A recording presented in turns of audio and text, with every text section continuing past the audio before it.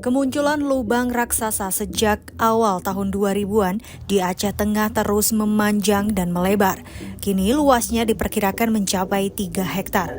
Fenomena geologi ini kian mengkhawatirkan karena berada di tengah perkebunan dan permukiman warga, bahkan telah memutus akses jalan utama. Berdasarkan informasi yang disampaikan oleh Badan Penanggulangan Bencana Daerah atau BPBD Aceh Tengah, fenomena lubang raksasa ini diawali dengan munculnya lubang kecil yang terbentuk sejak awal tahun 2000-an. Pergerakan tanah terjadi secara bertahap sejak tahun 2004 hingga membuat kondisi lubang semakin membesar. Pada tahun 2006, longsoran tanah tersebut sempat memutus akses jalan penghubung antara Kabupaten Aceh Tengah dengan Kabupaten Benar Mariah. Bahkan pada tahun 2013 hingga 2014, masyarakat yang tinggal di Kampung Bas Rempah direlokasi ke Kampung Serampah Baru. Pada tahun 2021, luas lubang raksasa di Kabupaten Aceh Tengah berkisar 20.000 meter persegi, melesat drastis atau bertambah 7.000 meter persegi hanya dalam waktu 1 tahun. Luasan lubang raksasa menjadi 28.000 meter persegi dan pada tahun 2026, luas lubang raksasa telah mencapai angka 30.000 meter persegi atau seluas lebih dari 3 hektar dan terus bertambah hingga menyebabkan jalan simpang Balik Belang Mancung terputus. Kepala Dinas ESDM Aceh ungkap pemicu terjadinya lubang raksasa. Kajian yang menunjukkan bahwa pada lokasi terjadinya longsor secara geologi tersusun oleh batuan vulkanik, didominasi oleh tufa dan pasir yang mudah lepas. Kemudian longsor juga terjadi karena dipicu oleh curah hujan yang sangat tinggi serta lereng yang curam. Ini kami menghimbau juga agar semua pihak dan masyarakat mewaspadai terhadap kondisi ini dan lebih peka terhadap terutama pada saat-saat terjadinya hujan. Pemerintah Aceh Tengah memutuskan menyerahkan penanganan lubang raksasa yang terus meluas di Aceh Tengah kepada pemerintahan pusat. Sebab kondisi lubang sudah mengkhawatirkan hingga mengancam permukiman warga. Dan sekarang ini tidak jauh lagi dari daerah pemukiman. Ini sekarang di lahan produksi cabai dan kopi. Tapi beberapa hari ke depan ini kita lihat setiap hari terus berangsur tanahnya jatuh setiap hari seperti itu. Nah, maka kami juga mengadakan rapat kemarin menyimpulkan bahwa ini harus ditangani oleh pemerintah pusat atau provinsi. Bahkan provinsi juga saya pikir ini tidak mampu, ini harus pusat.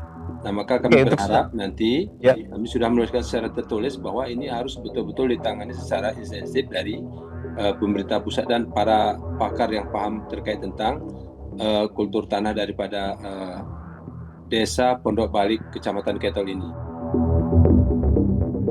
Menteri Pekerjaan Umum Dodi Hanggodo meninjau langsung lokasi longsor lubang raksasa di desa Pondok Balik, Kecamatan Ketol, Kabupaten Aceh Tengah. Dodi Hanggodo menjelaskan penanganan akan dilakukan secara cepat dan komprehensif sesuai arahan Presiden Prabowo melalui Sekretaris Kabinet serta koordinasi dengan Gubernur Aceh. Dengan ada beberapa hal yang kita kerjakan, harapannya memang ini tidak akan melebar lagi.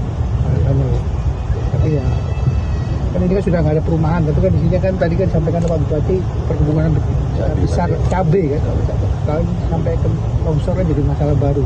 Masalah inflasi dan seterusnya, makanya saya suruh kerja cepat supaya sinkhole ini tidak lebih melebar lagi. Pak, apa dilakukan dalam tahun ini juga Pak pengerjaan? Oh iya, bukan hanya tahun ini, kalau bisa saya kerjakan kemarin, saya kerjakan kemarin nih. Ini yang perlu sedikit lagi data untuk mulai kerjaan fisiknya. Harus kita kerjakan sekarang, nggak bisa tunggu besok atau lusa, nggak, sekarang. Jadi karena banyak pekerjaan pasti akan perlu waktu.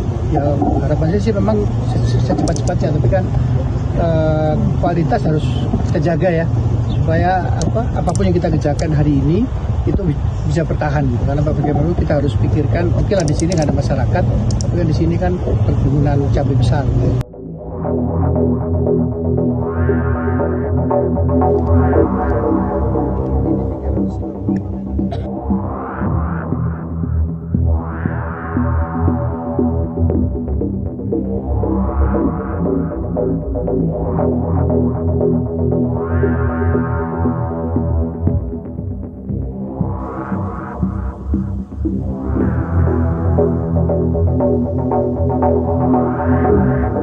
Fenomena ini adalah fenomena ngarai.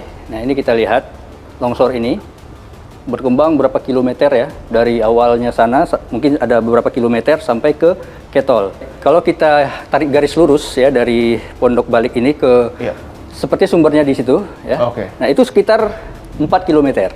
4 kilometer? 4 kilometer, dan ini nampak sekali bentukan yang sudah lama sekali terbentuk ya. Nah, ini ada patahan di Ketol ya, namanya patahan Lut Tawar dan patahan Pesangan. Ya. Patahan ini adalah deformasi dari patahan sesar besar Sumatera yang berjarak sekitar 37 km ya. Ini sesar besar Sumatera. Ya. Ini sesar Sumatera? Ya, sesar besar. Artinya ada hubungannya dengan lubang raksasa ini? Pembentukannya. Ya. Jadi ini berjarak 30 km. Ketika ini aktif juga membentuk sesar-sesar deformasi yang kecil ya, yang kita lihat tadi. Itu berarah N304 derajat east ke arah tenggara. Sedangkan perkembangan longsor ini juga ke arah tenggara.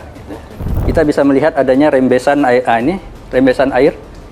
Ya, di sini kita lihat ada rembesan-rembesan air ya. Di beberapa titik ini, Pak? Ya, ada banyak itu rembesan. Karena air tanah ini kan jenuh dia. Tufa ini bersifat poros, jadi mudah menyerap air sehingga mudah jenuh air apalagi ketika hujan. Dan ini ditambah dengan tebing yang curam, kita hitung sampai 70 sampai 80 derajat dengan kedalaman sekitar 50 meter. 50 meter. Ya, itu menambah ketidakstabilan lereng di area tersebut. Apalagi ketika siklon Senyar kemarin menambah masa hujan dan pembebanan di area ini. Dan ini bergerak ke arah tenggara. Ya. Nah, ini kan kita lihat ada 700 meter ke arah barat dan juga 1 kilometer ke arah timur pemukiman ya. Dan jarak ke sungai itu juga sekitar 700 meter. Oke, ini ke pemukiman ya, dan ini ke arah sungai? Nah, itu ke arah sungai. Ini bisa nyatu nanti ke sungai dia kalau terus berkembang. Ini ada vegetasi yang sudah lebat ya. Ini artinya sudah stabil. Artinya ini yang sudah ada vegetasi ini sudah stabil ya? Sudah stabil. Karena dia kalau bergerak dia pasti sudah hilang. Nah, ini kan ada, dan ini memanjang terus. Begitu juga nanti ini bakal tumbuh vegetasi, tapi kalau kita ingin meminimalisir dampak, ya kita lakukan penanaman di sini ya. Dilakukan penanaman, dan itu memungkinkan?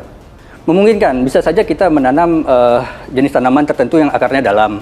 Ya, itu bisa. Ya, ini kalau kita lihat perkembangannya dari retakan-retakan yang muncul, itu arahnya ke tenggara. Ke tenggara? Tenggara itu ke arah Sutet ini ya.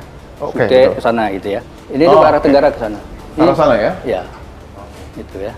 Artinya paling memungkinkan menuju ke arah sungai? Sana, karena kita lihat retakan-retakan ini ada retakan-retakan, itu arahnya tenggara. Ya, ini adalah retakan di mahkota longsornya, ya di tebing longsor yang terbaru gitu ya. Jadi retakan ini kami menemukan ada beberapa yang memang arahnya ke arah tenggara. Gitu. Jadi ini salah satu tanda bahwa dia bergerak ke tenggara. Dan ini kondisinya bercelah seperti ini, Pak? Ya, betul. Ini karena sudah tidak stabil lerengnya, dia dierosi oleh air tanah, ada rembesan, kemudian karena tebingnya curam, ini hampir 90 derajat ya, 80 derajat mungkin. Itu jadi ada gravitasi yang menekan ke bawah, ditambah dengan adanya ini bekas dari drainase ini yang jatuh. Jadi mitigasi yang sebaiknya dilakukan itu adalah mitigasi bertahap. Karena untuk melakukan relokasi itu banyak kajian aspek ya, ada aspek ekonomi, sosial dan sebagainya. Jadi secara bertahap, ketika ini berkembang terus, apakah bisa dilihat dengan pemantauan berkala atau ada teknologi seperti CCTV atau alat early warning system lainnya gitu, itu akan ada kebijakan nanti oleh pemerintah kabupaten. Oh, ini sudah tidak mungkin lagi, dia harus segera direlokasi. Kecepatan informasi dan akurasi data adalah komitmen kami. Satu langkah lebih dekat, satu langkah lebih terpercaya. Saksikan Sapa Indonesia Malam di Kompas TV Channel 11 di televisi Anda.